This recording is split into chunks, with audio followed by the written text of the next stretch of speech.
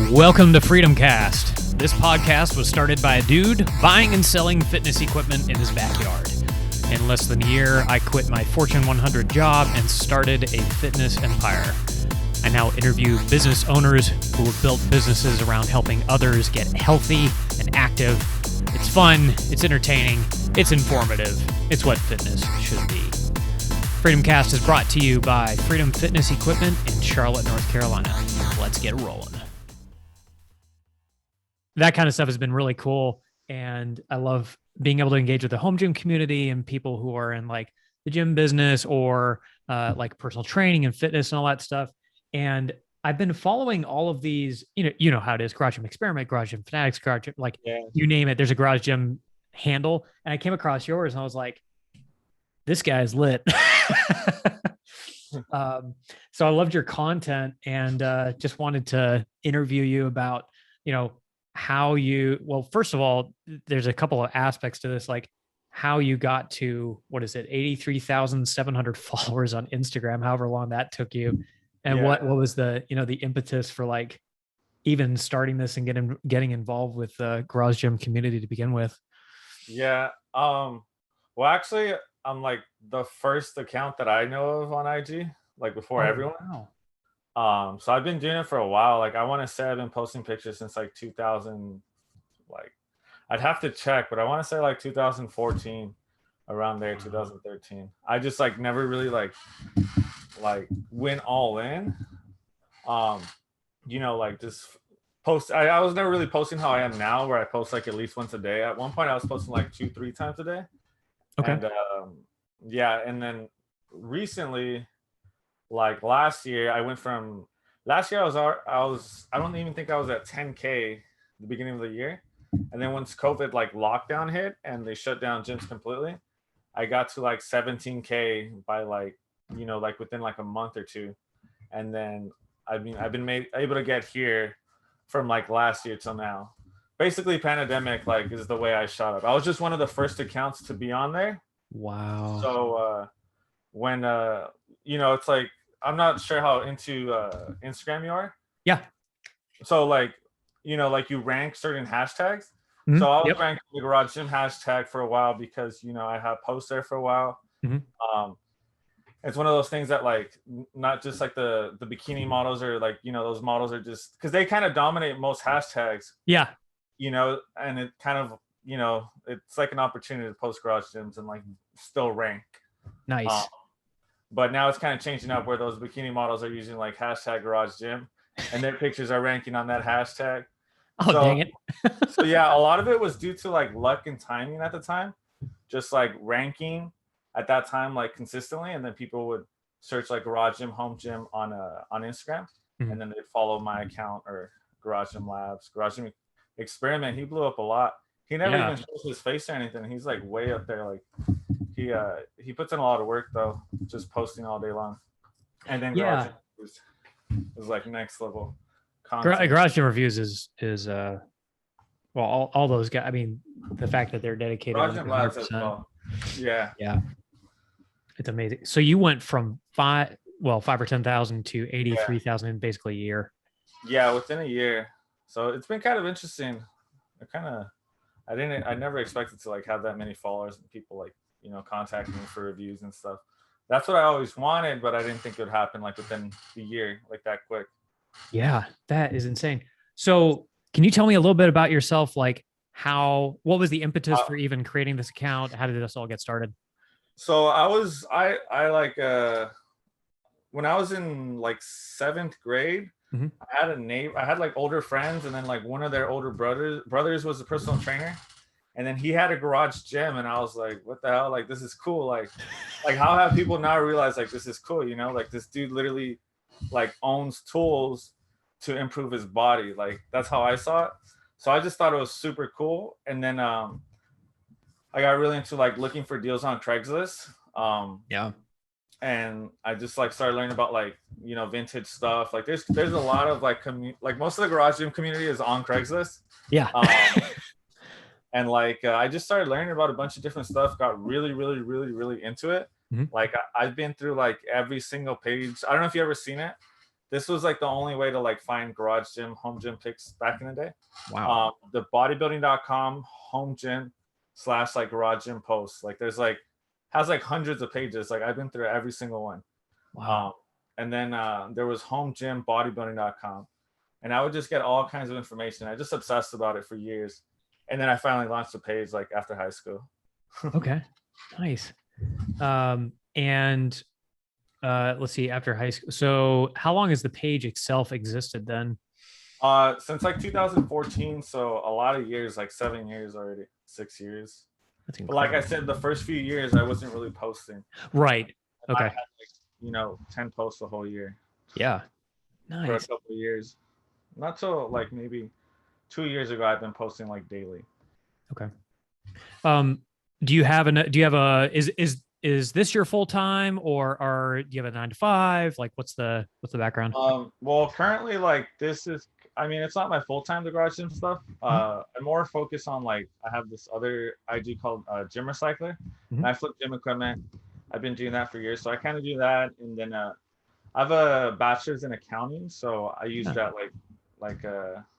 I do jobs here and there, but right now I'm just focusing on like the gym recycler, like flipping type of stuff, kind of trying to get something going with that. Nice.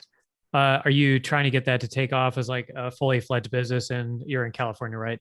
Yeah, in California. Okay. Are you trying to like get a warehouse and the whole bit? Eventually, I mean, I kind of want to go about it a bit different because I have like this garage and fanatics. I really want to get into it. I've always wanted to, give my reviews because like, there's a bunch of reviews on everything out there, but obviously like everyone has their unique perspective. Mhm. Mine's is like I like to give my perspective on like home gyms from like the average Joe. Yeah. Like I'm not like I played sports in high school. I did wrestling, soccer my whole life, but I'm not like some crazy like bodybuilder. Like I just straight up think it's cool to be able to train at home, and Yeah. like I think like there's like a way to get the most out of that, especially once like specifically what are you most likely to use and stuff like that. So yeah, that's how I look at it. But yeah. Yeah. I mean, and if you so by the way, do you have photos on your page of what like your home gym looks like, or do you have one? I do have a home gym, but I don't really post much pictures about it. I, Okay. I don't I'd have to like find one. But yeah, I don't post it up that much. It's pretty simple. Yeah. I have a tour on YouTube, but it's kind of changed up like big time since then. Nice. How do you get most of the content? Are you just finding it in other pages, or like getting guest posts kind of things? Yeah, people send me stuff, and then I'm like constantly like around this. You know how the algorithm works. Like if you're looking for stuff, like somehow it's gonna show up. So I mean, I spent a lot of time looking for stuff. It's kind of hard to post good stuff these days because everyone expects Yeah. like a crazy gym. And I like posting like all these random little gyms here and there. So it's challenging sometimes to post content that's gonna get likes and everything. It's definitely something that fluctuates. Oh, for sure. Well, and not everybody has the money like what's that guy Efren Lifts does, which is like gold plated freaking everything. Have you met that guy? No, but he's like down the street from him. Actually, I have met him. I bought a kettlebell from him. Oh, I bought nice. this like really classy, expensive. I forgot the brand, like Black Iron Strength or something. Huh.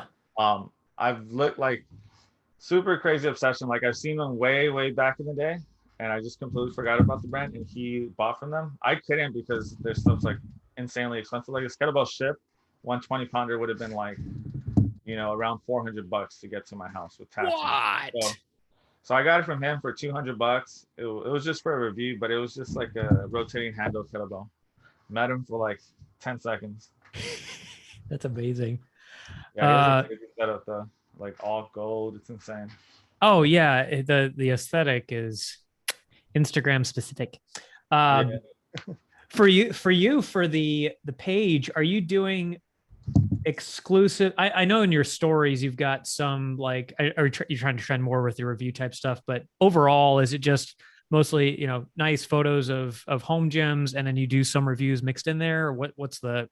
Yeah, well, I do reviews on YouTube. Okay.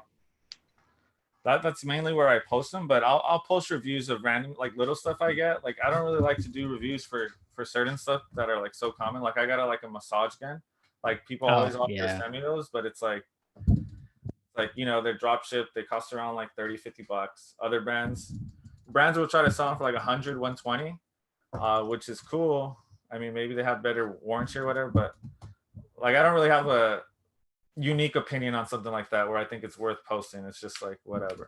But I'll make posts on like certain stuff, like reviews. Like I reviewed a thing called a hitch fit that attaches to like the back of a truck, and then you're able to like just pull up a functioning squat rack with a pull-up bar that that's stable because it's attached to a hitch. So that was kind of cool. Nice. But yeah, it's hard, man, to like, well, it's hard to come up with that content like consistently. Yeah. Like a full-time thing if you're really, really about doing videos like on a weekly basis or bi-weekly basis. Oh, it's crazy. I mean, that's why Adam quit his job was when I was talking with him is the time. I mean, he was already working 80 plus hours a week in his existing job. And then he add that on top of there with the articles and the reviews, like you were talking about, like it's a job in and of itself. So, so you basically, you're a real entrepreneur. I mean, you've got the, recycling used gym equipment, you've got the accounting stuff on the side. Any other jobs? No, just that. I mean, I've been kind of like on and off flipping gym equipment since I was like 15. Like I was, I got in early. I just never really went all in like when I should have, I guess, like which was probably like 4 years ago. I should have bought a truck by then. Yeah. This is like now everything's kind of like just, I mean, it was going like at a slow pace. Now it's just like you got like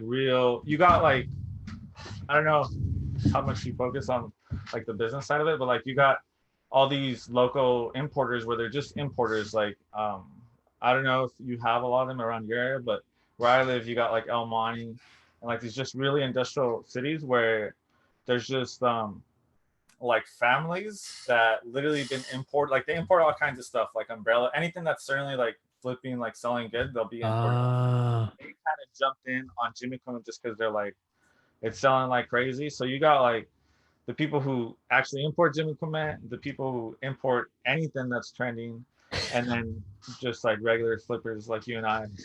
So it's like it's crazy out here. There's a lot of competition out here in like the Los Angeles area for sure. Yeah, it seems like super saturated. Are the prices that much because of the competition? Are the prices kind of deflated a little bit compared to other areas of the country, or are they still sky high?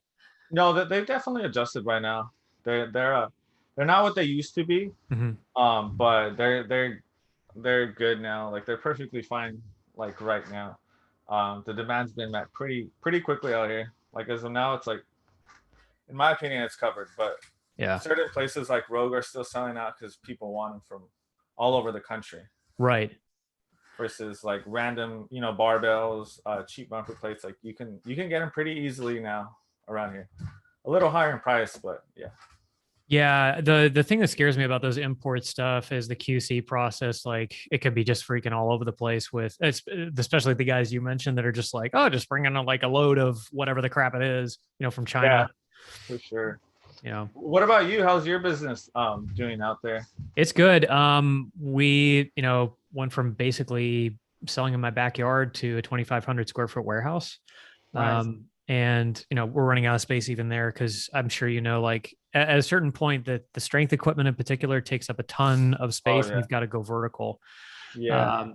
And I mean, do you refurbish any of this stuff? Because I've almost, with the amount of turnover that I want to have, I've decided I think you have to. I'm probably gonna. I think I actually want to scrap it. Like I don't. Oh really? Yeah, especially like upholstery in particular, burnishing anything and repainting it. I mean, good Lord. So are you doing any of that on a regular basis, or are you just? I used to when I was like younger and I was really motivated. I used to like sand stuff down, paint it good, and like order like missing parts and stuff from the manufacturer. Like right now, I got some Star Trek equipment that I gotta. Like they have their specific bolts and nuts that are like super high quality, but you can go to Home Depot and just get some, the same size. Oh yeah. mine. So I might just do that. But I don't really refurbish stuff. But I know all the big people who flip around here. Like we got like the biggest company in the world. Well, they all say they're the biggest, but it's called Global Fitness. Okay. They're huge. And they all the ones who do flipping out here, like they buy used or whatever, they all refurbish. Like they have all out facilities, like power coating, everything, upholster, like in house. Like they all take care of that in house. So it's definitely something that's. I mean, I don't want to do it because it's a hassle, so I wouldn't do it myself. It's a But if pain. you could get to the point where you could hire people to do it, then it would be like, Yeah. probably worth it. You could figure it out. Yeah. I Absolutely. see. You quit your company to start a fitness brand. Yeah. So we basically, I was working in finance, and I, for all of my coworkers out there who don't know this by now, I freaking hated my job.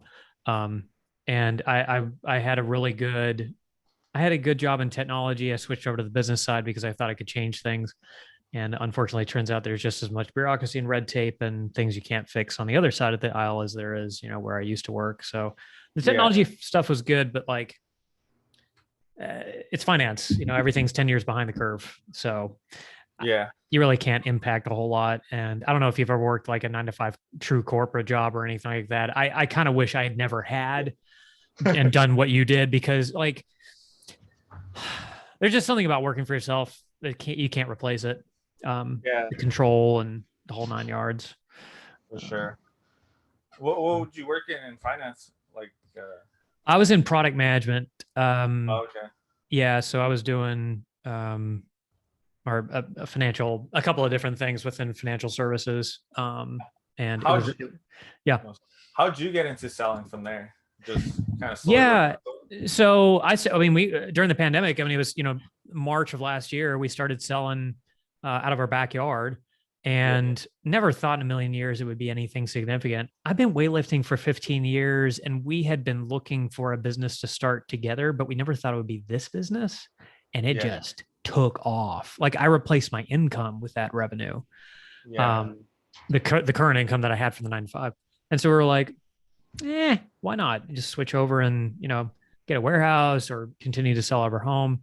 And our company at the time was also offering us a package to essentially retire, leave, whatever.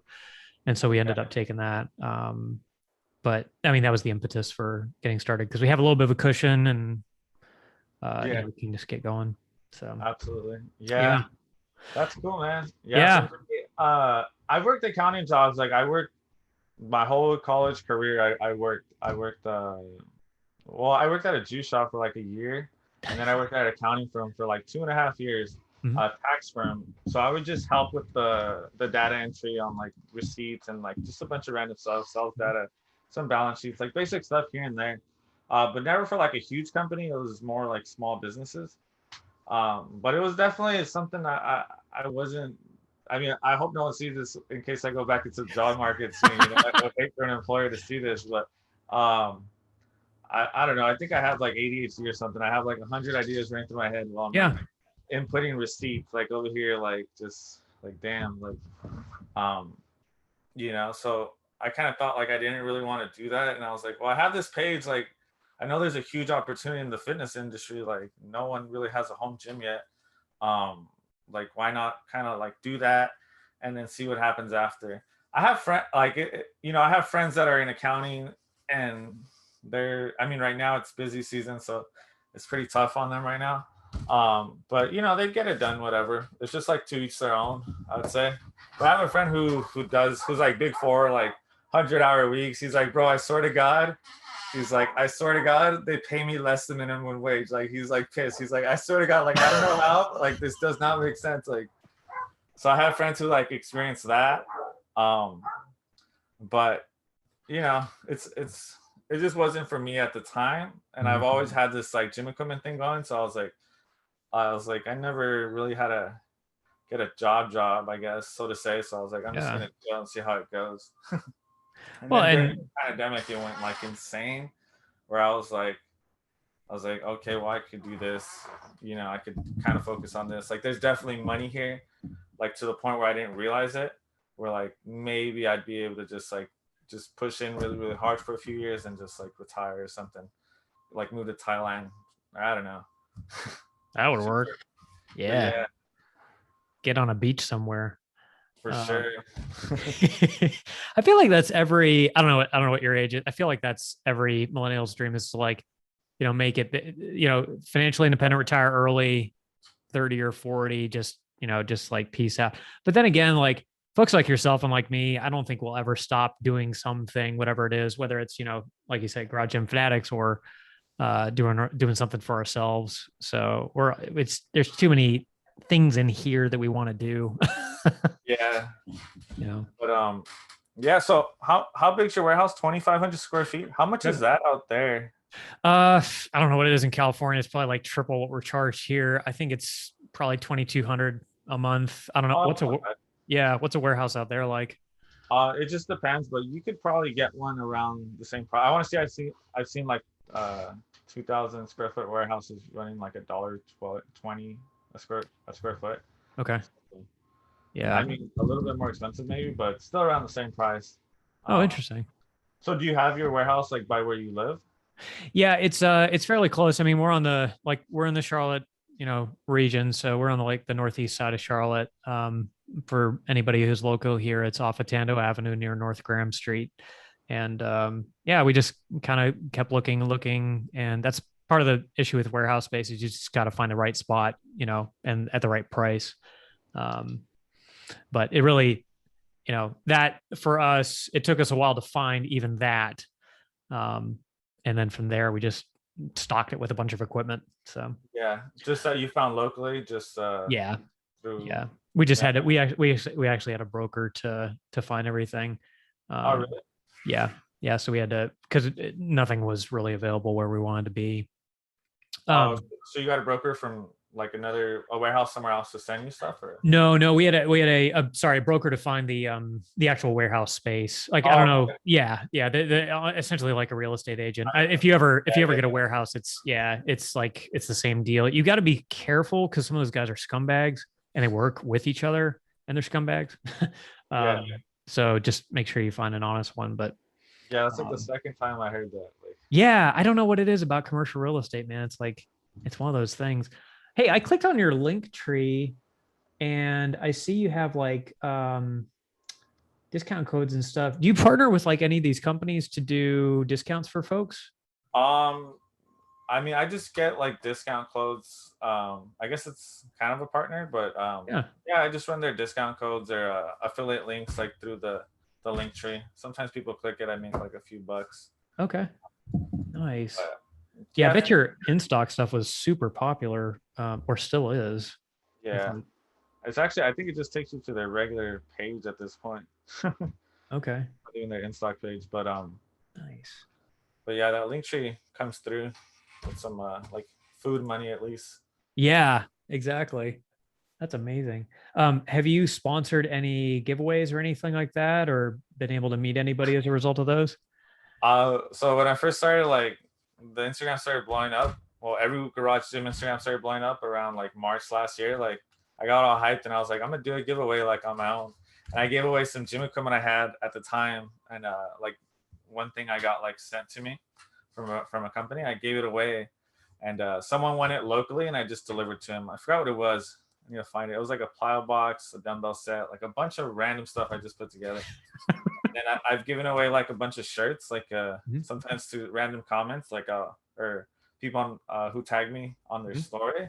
I'll just send them a shirt because I printed out like 50 shirts and I don't know. I guess I've just been lazy, so I just give them away instead of sell them because I haven't made like a proper landing page to sell them and everything. So yeah. Yeah, we did the same thing. I should have stuck to my guns, but we made some t-shirt designs and I don't think we sold exactly 0. And I think we still have them up on our website, but like I end up using them as giveaways anyway, because we're more of exercise equipment anyway. So it makes more sense. And like your reviews, I'm sure people love the content stuff, but it's weird. Like certain businesses, people don't seem to buy the apparel, but others they go crazy for. Like Massonomics is a great example of this. That's all they do is apparel. Like that's their thing. You know, if they were in, If they were in reviews or something, I mean, that might be a different story. Yeah. Speaking of which, have you ever been on any other podcasts with like, I don't know, No, anybody? I've done a Reddit Ask Me Anything. Okay. That was the peak of my fame. Nice. What was the craziest question you got on there? Um, I don't. I'd have to like check, but it was just like people asking about specific gym equipment because Yeah. I've used like an insane amount of gym equipment. Like I was, I was buying and selling it for a long time, so I've used like different brands, custom made stuff, different types of pulleys, like just all sorts of stuff. It's kind of funny how it all breaks down. Like you wouldn't know what a good piece of gym equipment is, like unless you like used it. And even then, like it's only gonna be good for like if it's good for you, like it's probably only gonna be good for, you know, a certain like deviation from your height and the length of your arms and the length of your torso. Like so many things come into play. But I look at it like I'm like 5'11", like 190 pounds right now. So I'm like the average Joe. I see it. So, I look at it like, oh, I'm the average guy, like looking at all these pieces of gym equipment. Like, so my opinion's like in the middle, you know. I Sure. got people that are like 6'6", like asking me for something. I'm like, okay, you can't get this, you can't do this, but this Mhm. will for you. Um, so yeah, Yeah. just mainly questions of equipment, nothing like crazy, just random equipment. They just want to know specific things. They're just asking me, all right, all day just answering them. It was cool though. I like Uh, things like is there that. any piece of equipment that you've come across that has been? I've seen some very odd. Actually, I have to send you a photo of one of the pieces that I found. I couldn't figure out what it was. Have you ever had like a what the heck is this moment or a piece of equipment that was so specialized that you didn't like maybe one person would ever use it? Yeah. I want to say yes, but I can't even like really pinpoint stuff down. I've had like certain like I had a lap machine one time that looked like it looked cheap Mhm. and had the smoothest pulley I've ever used. Like I've used, Star Trek, like top of the line brands, Hmm. and this pulley was smoother. Like the top plate that runs through the rods, it had like ball bearings that would run specifically on it, actually touching instead of regular bushings like most things. And it ran so smooth. So certain stuff like that, I'm just like, oh wow. Or like um really like rare old pieces. I'm just like, oh, this is cool. Yeah. Um I've had some like crazy stuff. One time I found this lady on Facebook Marketplace and she took down the post after. I was trying to get her to sell me stuff. She was like, "How much is it worth?" Like, I'm just trying to get an opinion on this. She had York globes, like Ooh. York globes, like 100, like 50 through like 100.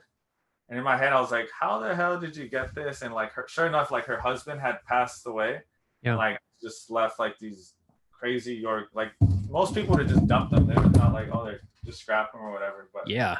they're like extremely rare.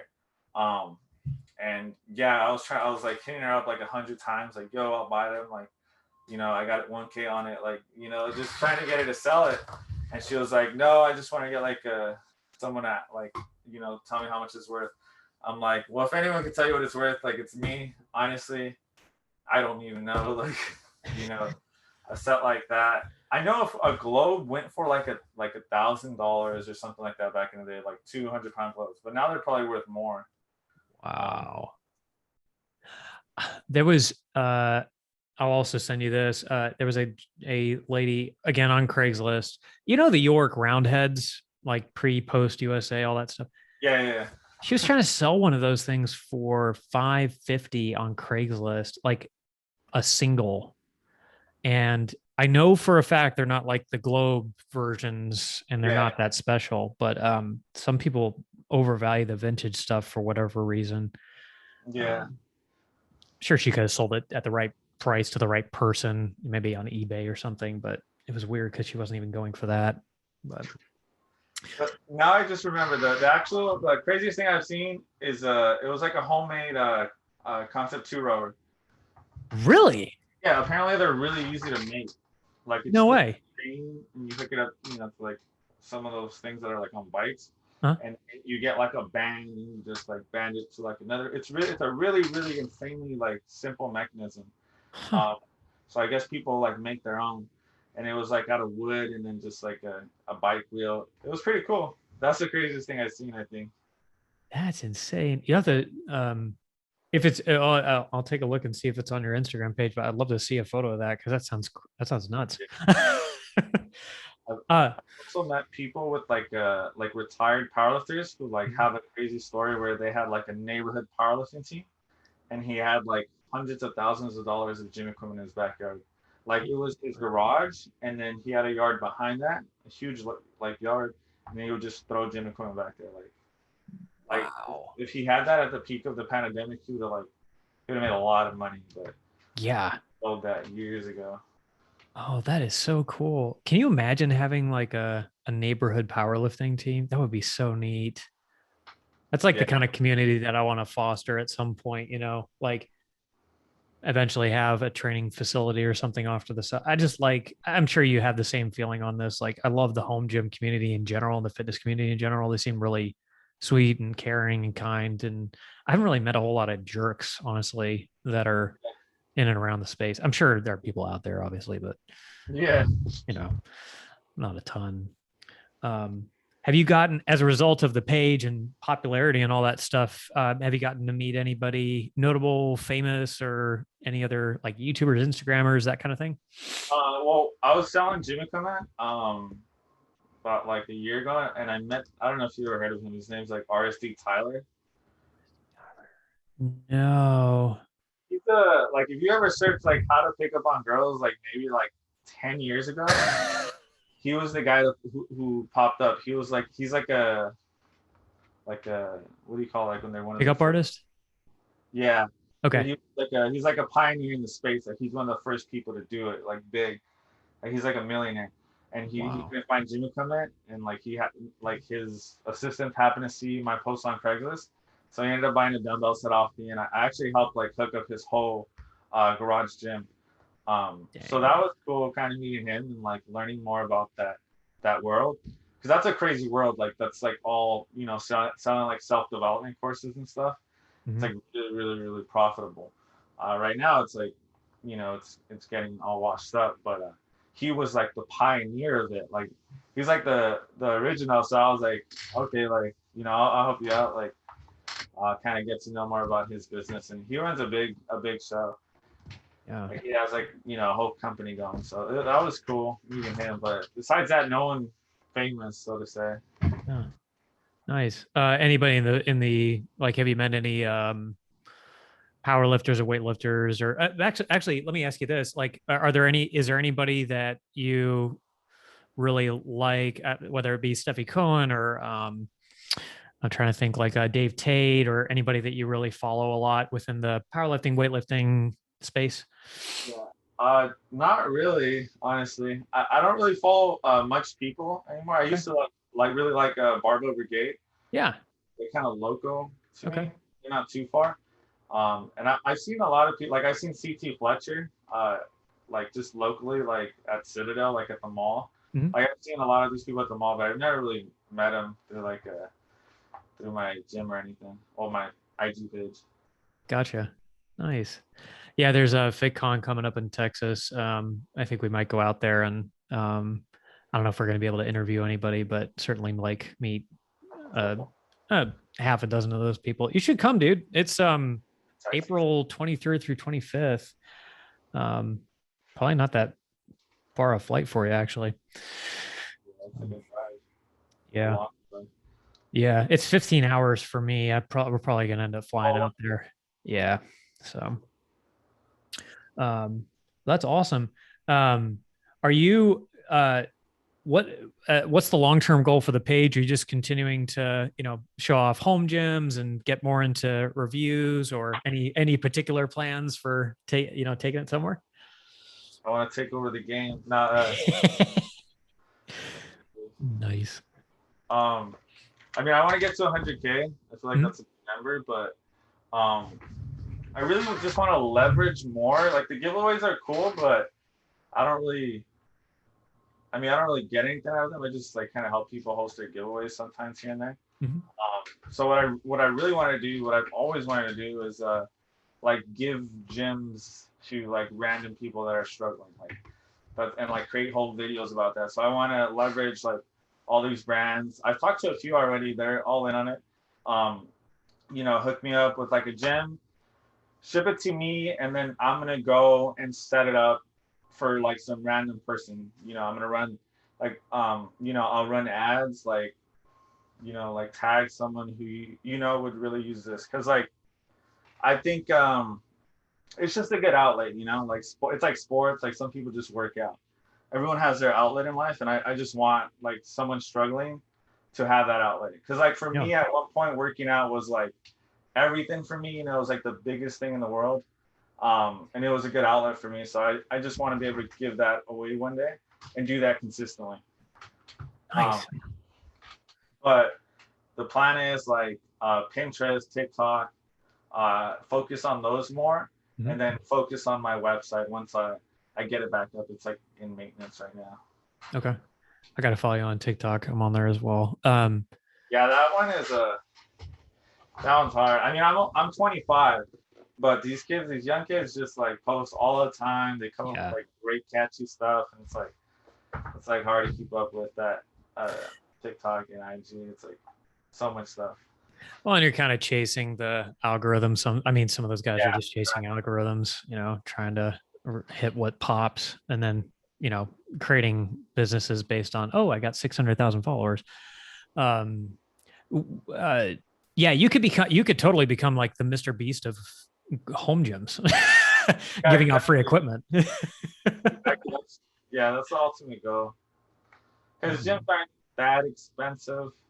I mean, and if these brands are, willing to work with me, I just have, because I have like a really, really good video guy. Like he's like a producer or whatever. Like he's a director. I don't know. Basically, he comes up with everything, like the skit, the angles, the shots, everything. Like he'll literally just tell me what to do.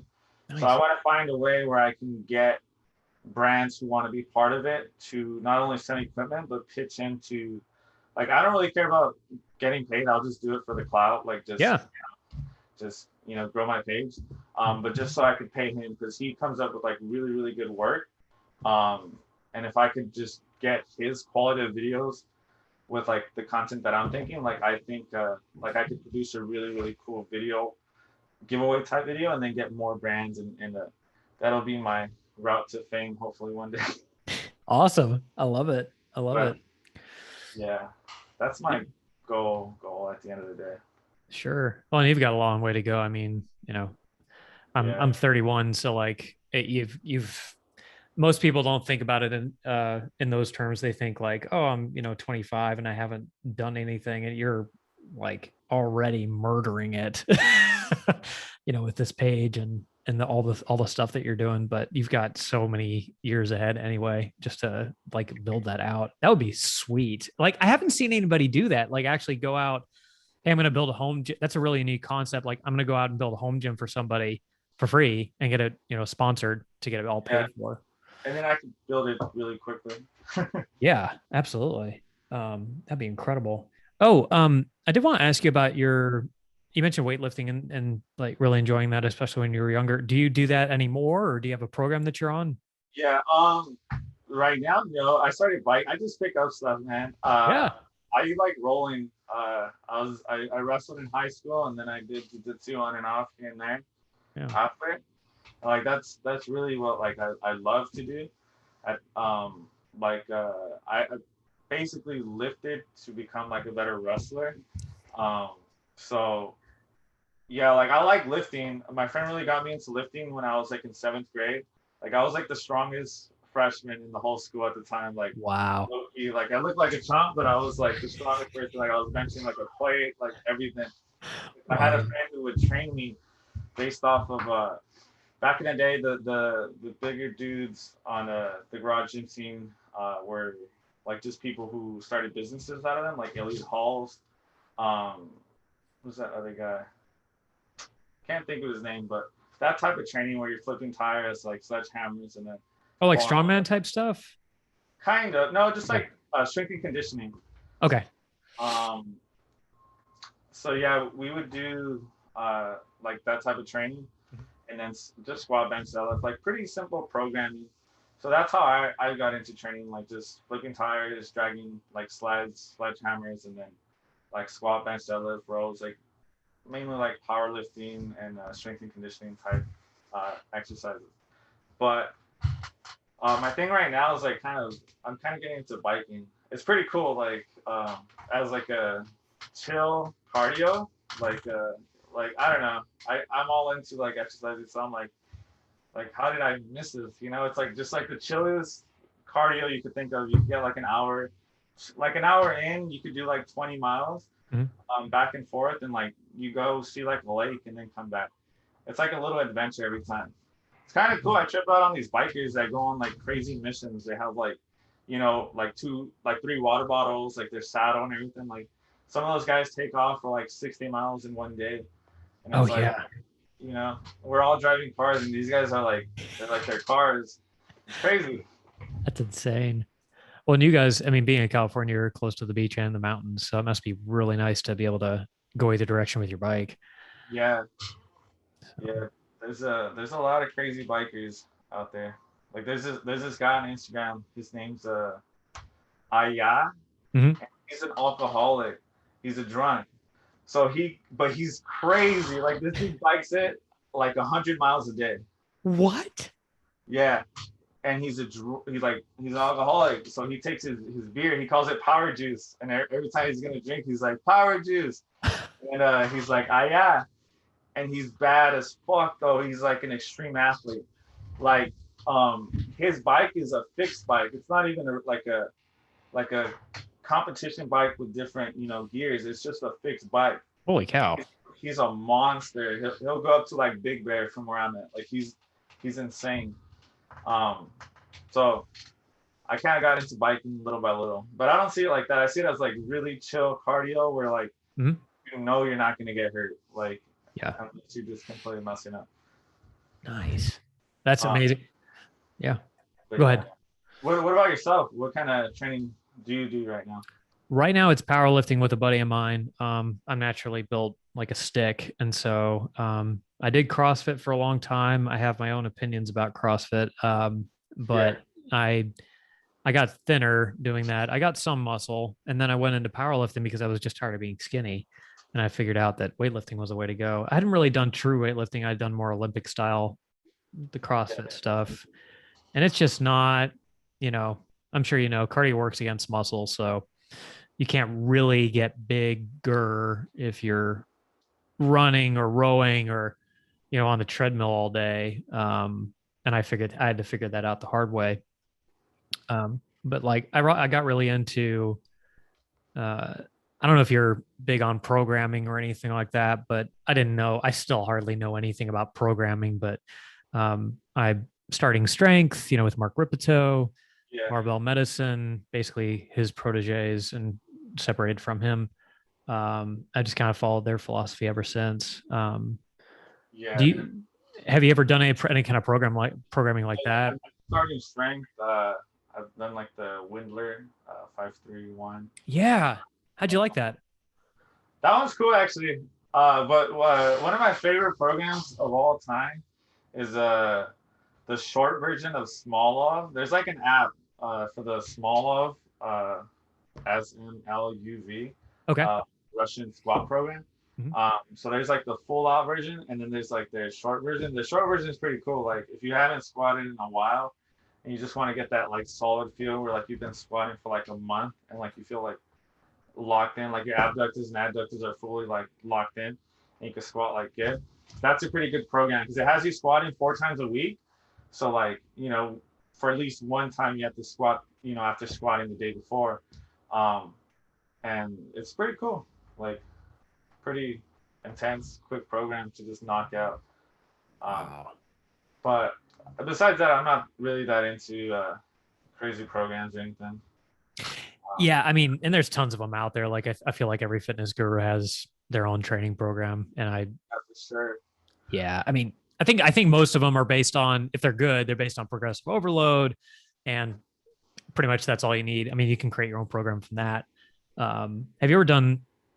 Oh man, what was it? I did for a while. It was really stupid. Bulgarian shoot. It was some sort of hypertrophy program that was crazy. I'll have to look it up. It's like Bulgarian Yeah. muscle something. Anyway, it was you were supposed to, there were some crazy claims back in the day about it. It would actually within a few weeks it would bump weightlifters up a full weight class in muscle. Yeah. So I don't remember what it was called though. So well, that's awesome, man. Um, so you've got, let's see, your website. Is your website garageandfanatics.com? I'm just looking on here. Yeah. You can't find it on. I wouldn't Google it right now. It won't pop up. Okay. But so it's just your Instagram, Facebook. Yeah, I started a Facebook group. I've been wanting to do that for a while. I actually have a Facebook buy and sell group for gym equipment. Oh, nice. Blew up. So I started like a Facebook group just to like Garage and Fanatics on Facebook, basically, to have like people interacting, and that's actually really good if you're looking for something to just have. Maybe one day, you gain some followers, because if you get it to like 1,000 members, like they'll create their own content and they'll talk, and then you'll just have to go in there like moderate and just give your input. So hopefully that like comes through one day. And I also hear Pinterest is really, really, really good. So interesting. Yeah, we just created a Pinterest account, so it's got the same kind of organic growth I'm hearing, like similar to what it's still got a really good following, similar to like what TikTok is or LinkedIn is right now. Yeah, that's terrific. Just scrolling through your page, I want to ask you so many questions about this stuff. There's so many cool things. Ooh, okay, I'm looking at these Dia de los Muertos kettlebells. Day of the Dead kettlebells. Where in the heck did you find these things? That is so cool. It's a little ways down. Yeah, that's just someone's post, I believe. Most of the stuff just repost, but I don't know. At one point, anyone who posts garage gyms, like I follow the hashtag, so I'll like sometimes if it goes a little popular, like I'll just see it and then I'll use it. Just let them know I'm gonna probably use a picture. Gotcha. Everyone's usually pretty cool about it too. Yeah, that's crazy. One or two people tell me to take down their pick. Say what again? I said I probably had like one or two people telling me to take down their pick, but that's Instagram. Like everybody's sharing everybody else's stuff. I mean, I feel like, that's kind of how it's supposed to be, just to get the word out, especially within the garage gym space. Like you want people to see other equipment, I would think. Yeah. Sometimes I post like people's business or whatever. Like I mean, usually it's just like products. Like it has to be very organic, or else it won't work at all. Yeah. And then they'll like blow up and they'll get like a bunch of sales. So that's pretty cool when that happens. Yeah. I know guys like Bleach Bros Fitness, what they were doing. And have you seen the Plate Snacks decals recently? Yeah. I actually got decals. I forgot what company was supposed to send me them out a while back, and I've been waiting for them, and I just got like it's my logo in a plate. Nice. It's pretty dope. I think that's the future. I think the future is personal, like more branded gyms. Like everyone's gonna have their logo and everything, and the plate snacks, like that's just the way to do it. Like just print it, put it on. That's the cheapest way you're gonna get it. Yeah. Those are really cool. Well, and I think they're going to come up with at some point mass customization of, like the budget line personal gym stuff. So like at some point, Rep Fitness and Rogue are gonna have to get on the bandwagon, like Sornix does with customizing like their base products. So you want Allen or Garage Gym Fanatics on your power rack. They're gonna have to come up with something like that. I would assume at some point. Yeah. Where's that? It's actually something I've been thinking of. Like it wouldn't be hard. Like there's already people who do it where they have the steel cutout, Yeah. It screws on, and then you just laser cut the names if you just need someone to do it. So it wouldn't be hard. They're not far from it. Like I don't know if you see Bridge Built. They do like custom J hooks, and the way they do it is they have a clear UHMW, so the plastic protector it's clear, and then behind that they just get like a steel cutout of whatever they like the person wants custom, Huh. and they'll just screw it in with the UHMW. So it's pretty simple to do. It's just not many brands do it right now. Oh, that's really clever. I'll have to check that out. Yeah, because I mean, well, the laser cutting is a little bit more intensive, but if you did something like the vinyl stickers on Oh, for sure. the rack, I mean, that's super easy. Like, I'm surprised. Again, I'm surprised somebody hasn't come up with it.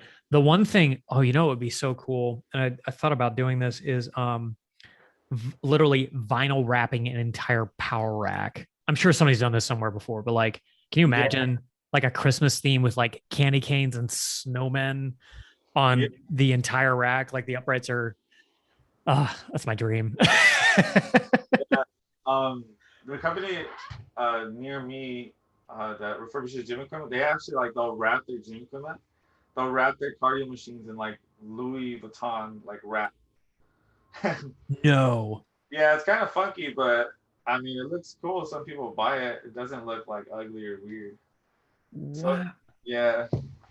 So is that like Louis Vuitton makes a wrap for gym equipment, or is this something they just made up on their own? Yeah, no, it's just a wrap they bought, and then they just happen to throw it on gym equipment. That's crazy. Yeah, I mean, I guess that would work because it make it look a heck of a lot nicer too. Nice. That's awesome. Um, I want to ask you, um, so if people like, why should people follow your page? Let me ask that. Um,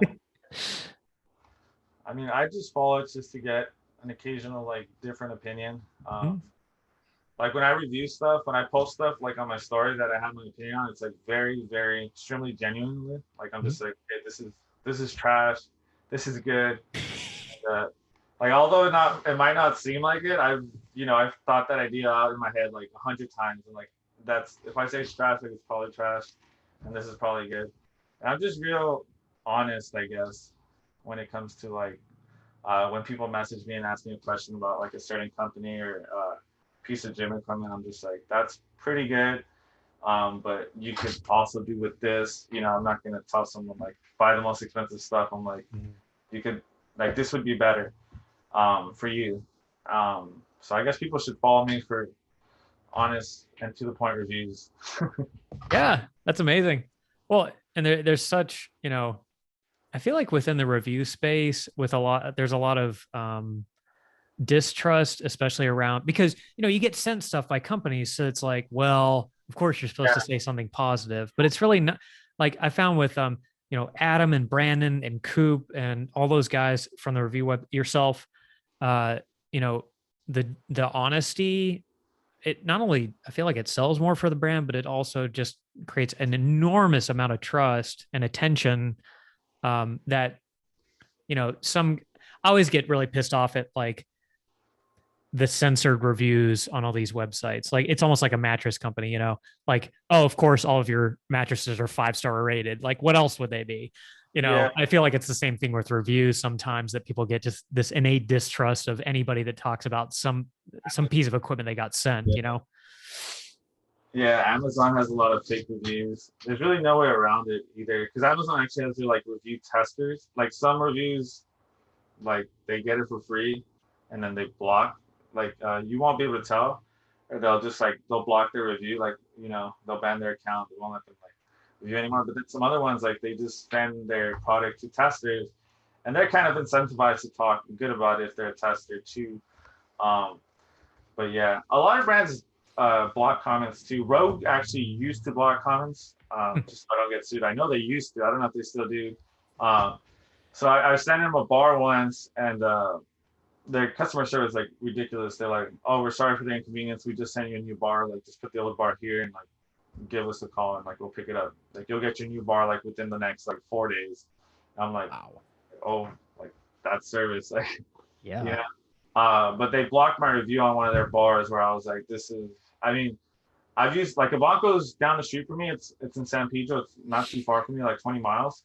And they've been making bars a lot longer than Rogue. So I'm sure some processes at the time they probably had done a lot better. Like the one I'm talking about is like the black oxide. Hmm. Black oxide. sometimes it kind of looks a little green and it'll fade off. Like it's very common. It's not necessarily their fault. It's Yeah. that sometimes happens. But I notice the Blanco bars, they have that down a lot better where their bars just stay dark. Their black oxide just seems to work better. I don't know about now. This was like, like maybe 4 years ago now. Um, but Rogue does it, and then I mean, brands kind of asked me for like this one brand. They sent me like a ball like this size that would vibrate. And it was badass. I was like, dude, this ball is like the shit. Like you just put it on your back and it vibrates. You lay on the floor, you roll on it. But then it wouldn't recharge. And I sent him like, hey, like, like it's cool, but it's not recharging. Um, and then they sent me another one, and that one wouldn't recharge. And I'm like, hey, like, you guys wanted to review, like, I'm not like it doesn't work. Like, do you still want me to review it? Like, they both, like, the batteries are dying. Yeah. And they're like, no, like, just don't review it. And I was like, all right.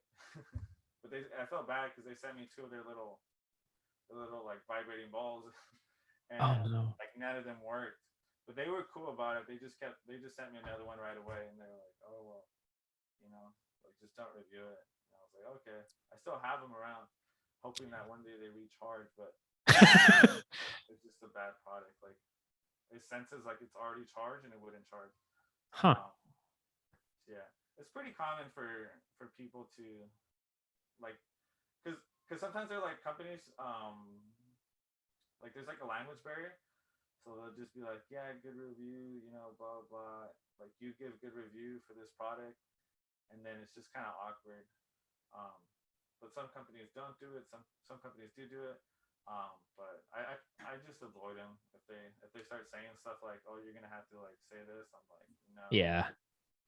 Like some brands, to sign up to get a product for free from them, they'll have you say like, I'm gonna post this much, this and that, and it's gonna be like positive. And Huh. it's just a thing that happens. I mean, I don't know. It's not honest. I don't know any other way to put it. Like, I don't understand why they do that. I don't know. It just really frustrates me.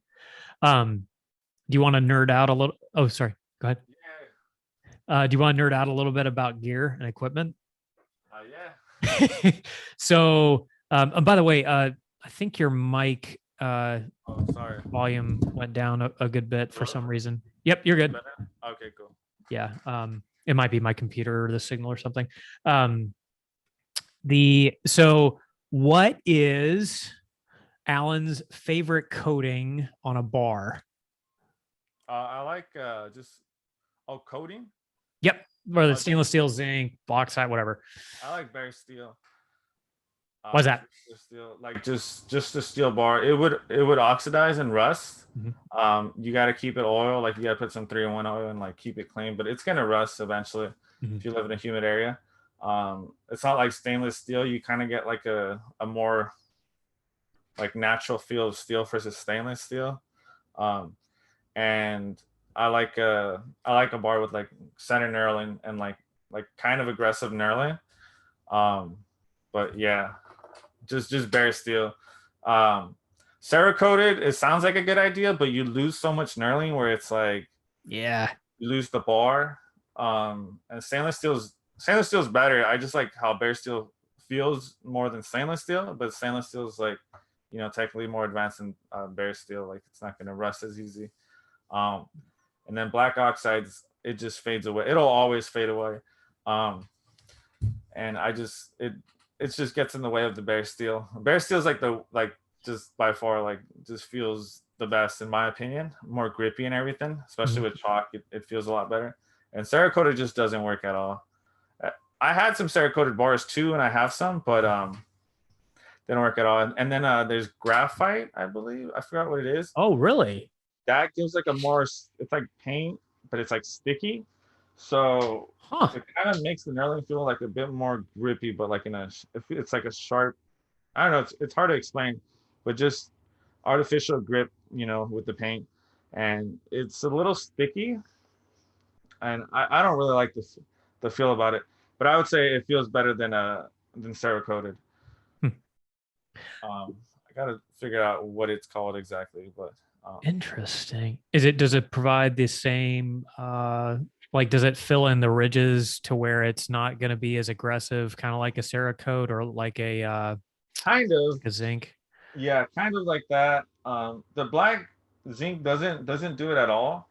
That one, like, it does. I mean, it does a tiny bit, but nothing like Cerakote or some companies just straight powder coat their bars.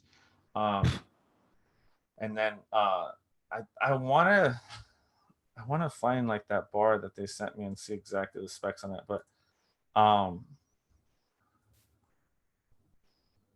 let me see. The Uh, graphite coated one. Yeah, I think it's graphite coat bar. I want to make sure, but that's actually an import. That's actually Okay. something they started to do in China. It's new. I guess they kind of Huh. caught on that people like grippy bars and Yeah. use that paint. But it's a grippy type of paint. I'm not sure if it's called that or something else, but Okay. there's basically just those, and that's about it. Yeah, let me know if you find that because I'd be really interested in we're actually thinking about creating our own line of American made bars. I wonder if that would be something that we could actually manufacture here in the States with that kind of coating because I know they've come up with phosphate and what's the other Phosphate. popular one? That's the one I'm talking about, actually. Oh, phosphate. Okay, gotcha. I actually have a Phosphate bar. phosphate bar. Graphite Yeah. phosphate. It's like Yeah, a it's good. deal. Yeah. I wish I have a strain core phosphate Graphite. bar and it's got a very passive knurl, but it actually sticks to your back pretty darn well. Like, Yeah. and I didn't realize that was because of that coating. I mean, well, I knew it was because of the coating. I just didn't know why. Yeah. So that makes total sense. Interesting. Yeah. It works pretty good. I'll be honest. It does work. It just the bare steel is just it's a bit more like just superior in my opinion. Yeah. You're down from the Ivanko factory. That's got to be an absolute trip. Have you gotten to take a tour of the factory itself, or have they let you in? I want to ask the same thing. What I don't. Yeah. I don't think they would. Ivanko's pretty cool though. They have their mark in the industry for sure. Yeah, no kidding. That's a crazy margin I'm sure that they have there. Well, if you had to pick I'll start with bars, like favorite bar that's on the market today that you can actually buy. Well, I mean, my favorite bar right now, it's gonna sound so like the one I use is the Rep Fitness Saber bar. Okay.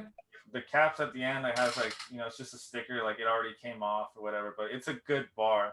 Like, there's a lot of other bars you could buy that are more expensive, like they're higher quality material used, but not made like, like margin of error during manufacturing, like it wiggle, like, they're like these badass $300 bars. They're all specced out, but like they just have a little give and whatever. And I feel like the Rep Fitness Saber bar, it's like $160, 170, and it's a pretty good bar. Like the average person can use this bar their whole life. Like basically anyone, whoever like gets a barbell is gonna be happy with this like Rep Fitness Saber bar.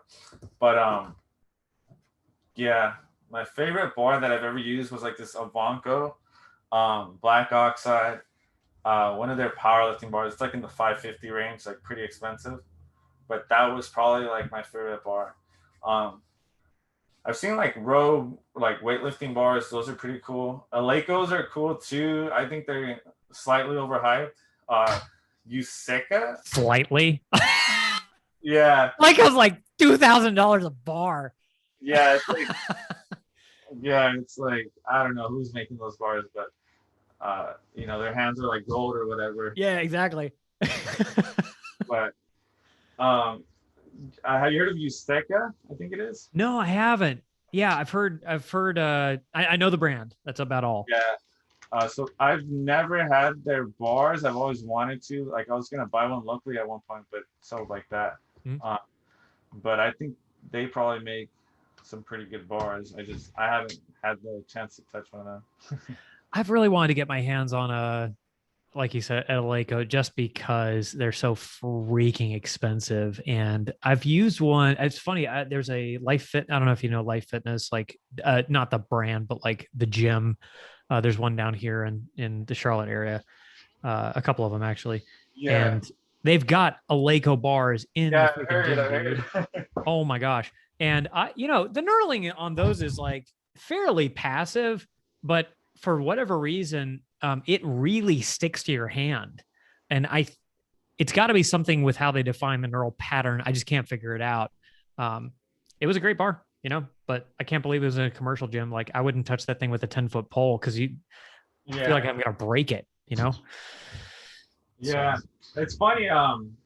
One of the things like I saw growing up was like, the whole strength conditioning, like powerlifting type training becoming like really, really popular. Mm-hmm. Like that's of recent years, like, past like 10 years. And then like, I remember the whole thing of starting a garage gym was originally the original like garage gym thing, like overall idea for like most people starting a garage gym was literally like, we can't find a good place to squat, bench, deadlift with like, like accessories like bands, chains, good bars, good proper benches that aren't narrow. Mm-hmm. So like we're just gonna start our own garage gym and have like badass equipment. Like that was like the original thing. And then business is business. All these commercial gyms like 24-hour fitness, LA Life Fitness, LA Fitness, like they're not like, they got money, they're gonna, like, it took them a couple of years, but they came out, they got their ropes, they got their like multi-trainers, they got bumper plates, they got their like lifting they got like a Laco bumper plates and Laco bars in their gyms now. And it's like, well, like they're doing what they do, because that was the thing with CrossFit too. Like some powerlifters would just be like, I'm just gonna join a CrossFit gym so I could have a proper like, squat, bench, deadlift. Yeah. Like a reverse hyper. Yep. Like I remember reverse hyper was like the biggest thing in glute ham race developers. It was like, you gotta use one, blah, blah, blah. And then everyone got one and used them and was like, it's like whatever. It's they weren't that great. Yeah. That was the original thing that I remember. But now I remember watching CrossFit videos where there was a big coach trainer back in the day. I'm not going to remember his name, but he was talking about, the hip hinge and everything using a GHD and doing those extensions. And I was like, man, I got to get one of those machines. Video. Yeah. Yeah. My coach back in the day, he used to show me all this stuff. I was like 8th grade, like all this stuff was barely like CrossFit wasn't even popular. So it's like CrossFit has its like original blog style page. And yeah, it's definitely come a long way from like then when CrossFit was like done in, I forgot who, like Dave Castle's backyard. I don't know whose backyard they ran the first CrossFit games in.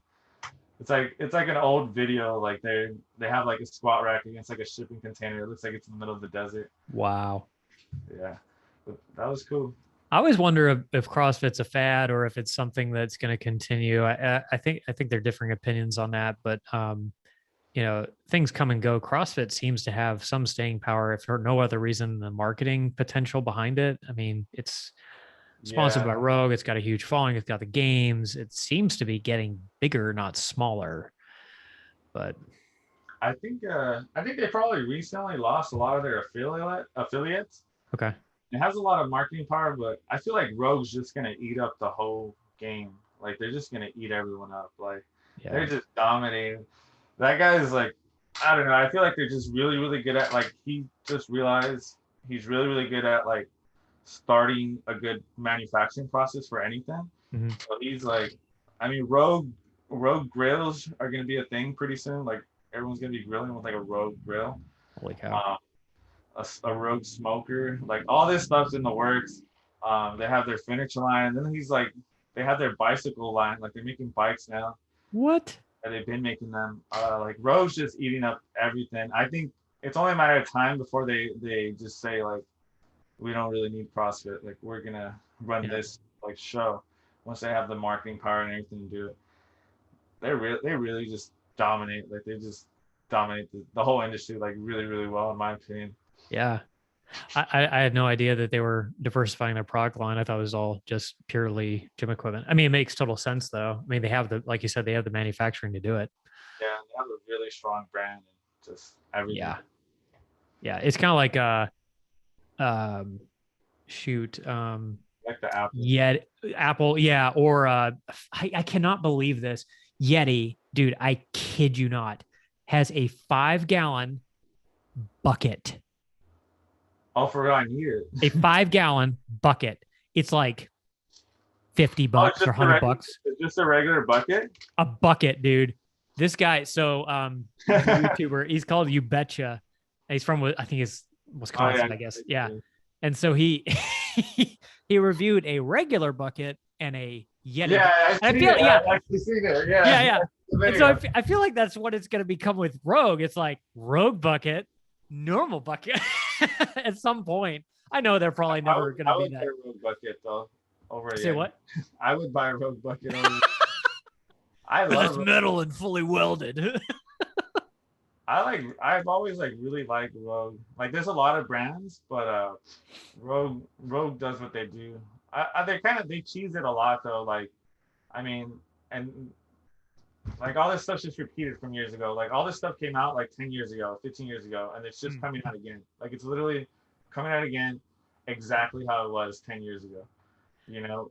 And it's just kind of funny. Like, that's the only thing about Rogue. Like I wish they were more innovative because the designs they've come out with like in the past like 10 years or 5 years, however long they've been out, it's exactly what they bought out from Nebula back in the day. They bought out Nebula's patents.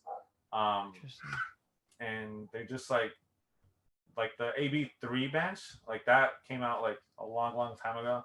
And Rogue comes out with like the AB1, AB2, and then the AB3, which has been out like 10 years ago. Like, you know, I didn't realize that. That's the only thing, but that just goes to show you how good their manufacturing and marketing is, because you know, they just took old brand's patents and they just ran with it and just like created like an insane business. Yeah, I mean, some of those old brands have some really good design concepts, but you're right. I feel like the true innovation within the fitness equipment space. I don't know if you've noticed the same thing, but like, for example, there's no, aside from a rack, I don't understand this, and maybe you've seen something different. There's no modular assemblies.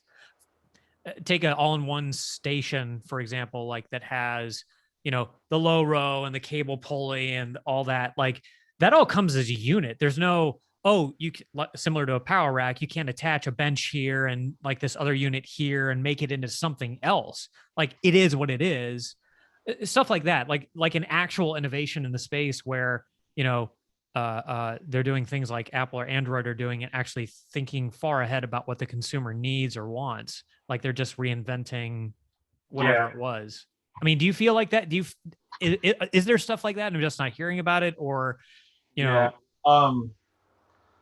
Well, like the future is in like smart devices. That's really only as like I don't know. Like Jimmy Cummings has always been extremely cheap. Like extremely simple. So the only way to, in my opinion, well, from my perspective, like what I see is like just add technology to like everything that you're doing. Maybe add like sensors to power racks and stuff like that, and like ways to collect more data, so these applications could then prescribe like a better program for the user or whatever. But besides that, I mean, I don't see much innovation coming, because there's really only so much you can do when people just want a rack, and they don't even want a Smith machine these days. Like everyone's like shitting on. Before I used to shit on Smith machines and be like they're trash, but now I'm like they're kind of cool. Like for a quick burnout, like you know, you hit chest, a little burnout, you set the safeties, like they're kind of cool. But I don't know. I feel like people just want dumbbells and a rack, and like that's the easiest. Like that's the easiest way to train. Like I don't know. I could never really run, you know, to stay conditioned, but I can lift weights because it's like easier. Oh yeah. No, like and also like, lift these weights that are kind of heavy. Yeah. It'll be easier than like, you know, running and doing a bunch of push-ups and shit all day. Like I'll just hit a bench press. Yeah. Same results. Yeah. I mean, who likes running anyway? So. I mean, I've ran. It's not my thing, man. Do you like running? Say what? Do you like running, or? I freaking hate running, dude. I will row. I will bike. I will like do an assault bike. I will not freaking run. I'll take a walk. Yeah, that'll do. And my cardio right now is absolutely abysmal. But yeah, running is one of those things that unless a bear is coming after me, I'm not a fan. I used to do 5Ks and stuff, and not anymore. I did like again. I'm built like a stick, so like so if I were to do nothing, I would be thin. I have to work to stay bigger, and running just works in the exact opposite direction for me. So I've never really liked it. Yeah. Biking's good because at least you're doing. There's more of a like a full body workout. You've got some control there and like some core and that kind of thing. Yeah. Running's just like all legs. Yeah. Running. I don't know. I just can't do it recently. So I just started biking instead. Yeah. But I will say biking, like biking, I always just recommend it to girls now. I'm like, dude, everyone needs to bike it like twice a week because then you get like that consistent like leg pump. Mhm. Like when you're working out consistently, you always have like this like little pump, and if you were to stop working out for like 3 days, like you'd lose that little pump and just be smaller for like the third day. You like gain that like constant pump. Yep. So that's like biking like on your legs. It'll just make you keep that pump, and then like girls, like their butt will look like a little bigger throughout the week. Nice. For like biking it twice during that week, like 1 hour each. I don't know. That's an interesting concept. Things that cross my head. Nice, dude. All right, so I'm gonna wrap it up here, but so people can find you. Let's see. Going to get run down list of places that people can find you. Instagram, YouTube, and then Facebook. Those are big ones. Garage Gym Fanatics. Awesome. And what about you? You just have you have your Instagram and you have a Facebook as well? We're pretty much everywhere. So we're on TikTok, LinkedIn, Facebook, Instagram, YouTube. Oh, wow. We're getting on Pinterest, and I'm going to start answering stuff on Quora, but everywhere we possibly can be. Yeah. Have you looked at that new app? What is it called? You've probably Clubhouse? Yeah, Clubhouse. I have. Unfortunately, I do not have an iPhone. I'm an Android till I die kind of guy. Clubhouse is only on iPhone right now? It is, unfortunately. Yeah. I hear that's a decent one, right? It's a great app because it's audio only. You would do really well in there with the review stuff that you're trying to do, and just like educating people and answering questions. Let me know if you create a channel on that because I want to promo you. Yeah, probably will. Yeah, like it's a great. From everything I've heard, it's a great resource for people who just want to get more of a following, get more traction, that kind of thing. Do you learn like all your marketing from like the internet? That's kind of what I do. Yeah, literally. Yeah, people ask me like, how much did you learn from school? I'm like, nothing. Yeah. You went to college. Did you go to college? Yeah, I went. Yeah, I have my bachelor's. Okay.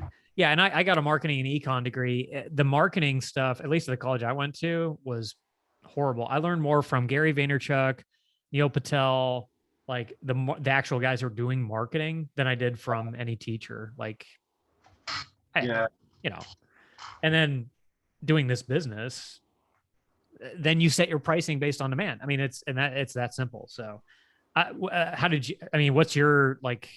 You just watch YouTube videos and just learn about it that way. Essentially, yeah, I just watch YouTube videos and then I'll just post ads in like different places and see where I get results. Like sometimes, like I'll spend money and I'll never I'll never get anything from it, and then I'll be like, okay, this probably isn't it, And sometimes I don't spend anything, and then I get like a result, and I'm like, oh shit, like this is a pretty good spot for that. Yeah. But yeah, I mean, this YouTube stuff and everything, like the algorithm just changes so often. It's hard to like keep up with it at sometimes. If you listen to Mr. Beast stuff, ironically, I'm wearing one of his t-shirts. His philosophy is always just put out good content and then the algorithm will find you. And I think that's pretty much what it is and I think you found that with like Instagram and all that other stuff. If you go chasing the algorithm, I think at some point you just lose because you're trying to hit whatever the next trial trend is. And sure, it's okay to do that sometimes, but I think people keep coming back to guys like you because you're honest, you're independent, you're posting good stuff, and people like that. So yeah. I don't feel like there's any, there are tricks to it, but there also aren't tricks to it, if that makes sense. Yeah. I feel like it's just like putting out the best content you could. Yeah. Just doing all that like work that you got to do, like hashtags and all that stuff. Like Yeah. just doing it and then posting it and just seeing what happens. Yeah. You got to grind and test and grind and test, and eventually something pops and you take off. I mean, you, like you said, you went from 10,000 to 80,000 in a year from, just the pandemic. And also just, again, you're continuing to put out good quality content. You probably would have gotten there. It would just taken a couple more years, because at a certain point, people are going to notice. I got to focus on the YouTube videos. That's where it's at. Yeah, man, that's where it's at. And YouTube's still going strong. This day. All awesome, dude. Hey, thanks so much for talking, and we'll definitely keep in touch. If I'm ever out in California area, I'll give you a buzz. We can definitely meet up. Yeah, sounds good, man. That'd be awesome. Thank you so much, Alan. It's been a pleasure. It was great speaking with you, dude. All right, you too. Thank you. All right, take it easy. Bye. Thank you for listening. Please give FreedomCast a 5-star review on Apple Podcasts or wherever you listen to podcasts. It would mean a lot to our business. Plus, it's fun to read y'all's reviews. See you next time.